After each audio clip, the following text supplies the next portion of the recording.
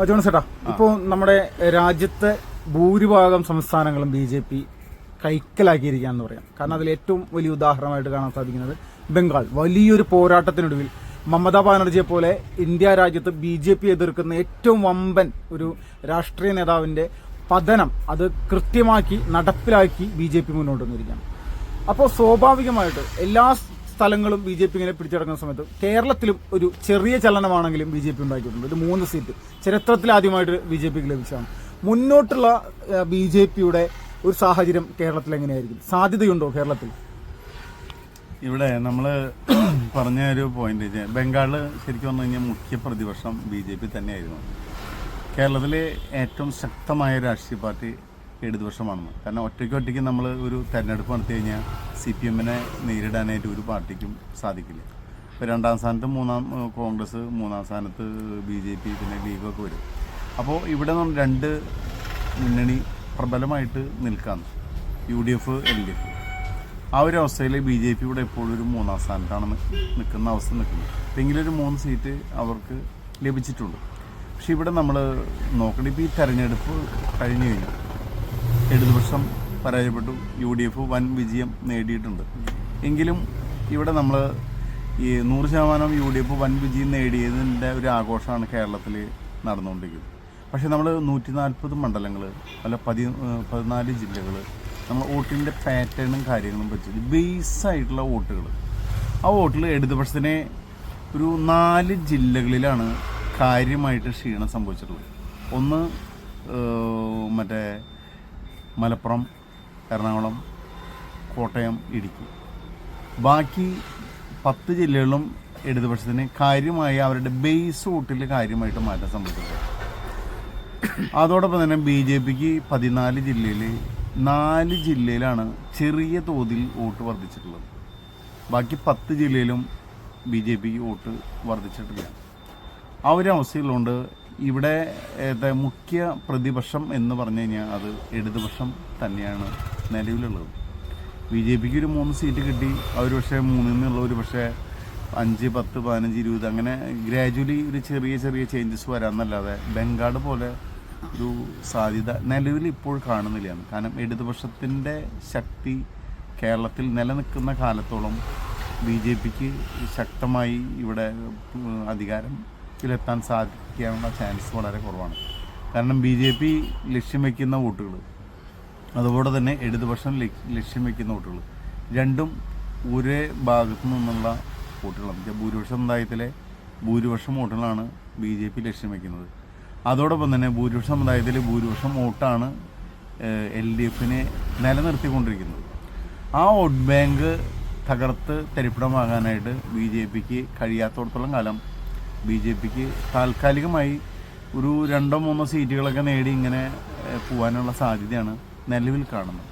കാരണം ഒരു ബംഗാൾ പോലെ ഒരു സാധ്യത ഇപ്പോൾ കേരളത്തിൽ കാണുന്നില്ല എന്നാണ് പ്രഥമ ദൃഷ്ട പറയാനാണ്.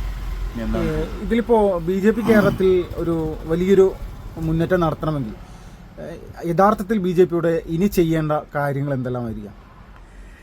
അതിനെ നമ്മൾ BJP നമ്മളിപ്പോൾ കോൺഗ്രസിന് ഇപ്പോൾ നമ്മൾ 10 കൊല്ലം പ്രതിപക്ഷത്തായിരുന്നില്ല, ശക്തന്മാരും കരുത്തന്മാരുമായ കുറേ നേതാക്കൾ UDFനുണ്ടായിരുന്നു.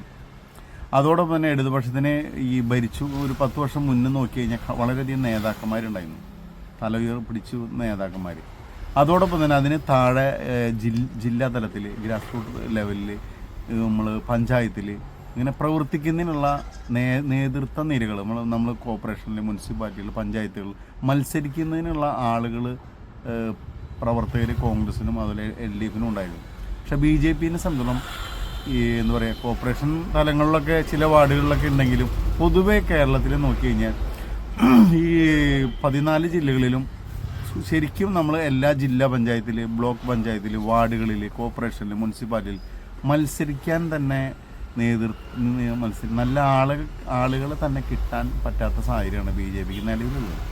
ഇനി ഉണ്ടെങ്കിൽ തന്നെ അവർക്ക് ജനങ്ങളുമായി ബന്ധമില്ല, അല്ലെങ്കിൽ ജനങ്ങളുടെ നിത്യജീവിതത്തിലെ ജനങ്ങളുമായി ബന്ധപ്പെടുന്ന വിഷയങ്ങളിൽ ബന്ധപ്പെട്ട് പാർട്ടിയെ നമ്മുടെ സംഘടനാപരമായിട്ടും അല്ലെങ്കിൽ ജനങ്ങളുമായി ബന്ധപ്പെടുന്ന വിഷയങ്ങളിൽ ആ ഓരോ വിഷയങ്ങൾ ഏറ്റെടുത്തിട്ട് എന്തെങ്കിലും സമരങ്ങളോ പ്രക്ഷോഭങ്ങളോ പരിപാടികളോ നടത്തിക്കൊണ്ടുപോകാനുള്ള പ്രാപ്തിയും കഴിവുള്ള നേതാക്കന്മാരെ ഉള്ളതായിട്ട് നമുക്ക് കാണുന്നില്ല. ആ ഒരു അവസ്ഥയിൽ ഇപ്പോൾ UDF അല്ലെങ്കിൽ LDF ലോക്കൽ തലത്തിൽ പ്രവർത്തിച്ച് ജനങ്ങളുടെ ഇടയിൽ ഒന്ന് ഷൈൻ ചെയ്യാൻ പറ്റുന്ന രീതിയിലുള്ള ആളുകൾ ഉണ്ടാക്കി എടുക്കാനായിട്ട് സംസ്ഥാനത്തെ നേതൃത്വത്തിന് കഴിയാത്തടത്തോളം കാലം BJPക്ക് കേരളത്തിൽ വലിയ വളർച്ചയ്ക്കുള്ള സാധ്യതയിലാണ്.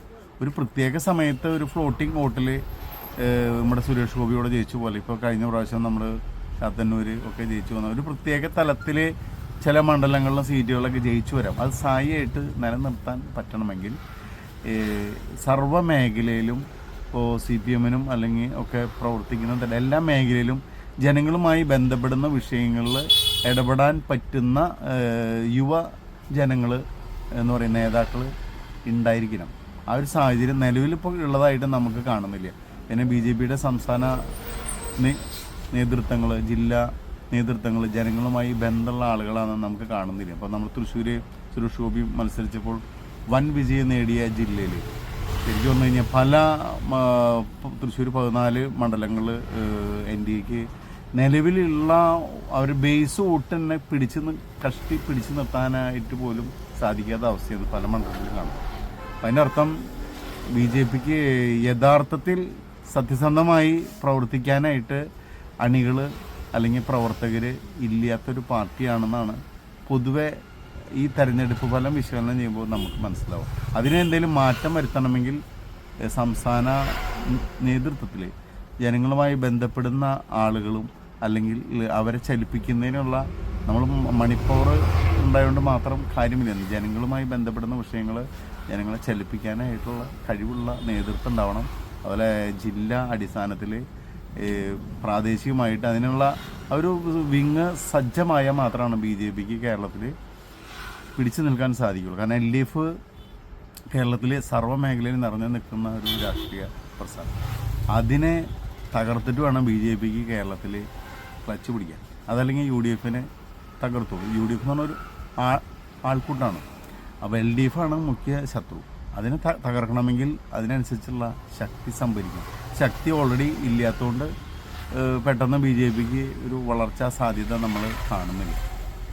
ഇപ്പോൾ ഈ കേരളത്തെ സംബന്ധിച്ച് ഏറ്റവും പ്രധാനമായിട്ട് BJP ഇവിടെ വളർന്നു വരണമെങ്കിൽ CPM തകരണം എന്നുള്ള രീതിയിലേക്കുള്ളൊരു സംഭവമുണ്ട്.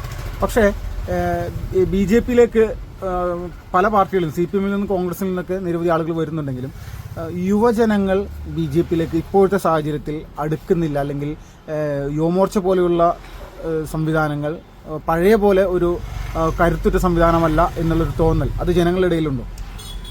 നമ്മൾ ശരിക്കും ഈ മുനിസിപ്പൽ കോർപ്പറേഷൻ തിരഞ്ഞെടുപ്പ്, പഞ്ചായത്ത് തിരഞ്ഞെടുപ്പ് വാച്ച് ചെയ്താൽ നമുക്കറിയാൻ പറ്റുന്നത് വെച്ച് കഴിഞ്ഞാൽ സാധാരണ ഇതിൽ ലോക്കൽ ബോഡി ഇലക്ഷനിലാണെങ്കിൽ ജനങ്ങളെ ഏറ്റവും കൂടുതൽ ജനങ്ങളായിട്ട് ബന്ധപ്പെടുന്ന വാർഡുകളിൽ തിരഞ്ഞെടുപ്പ് കാര്യങ്ങൾ വരുന്നു.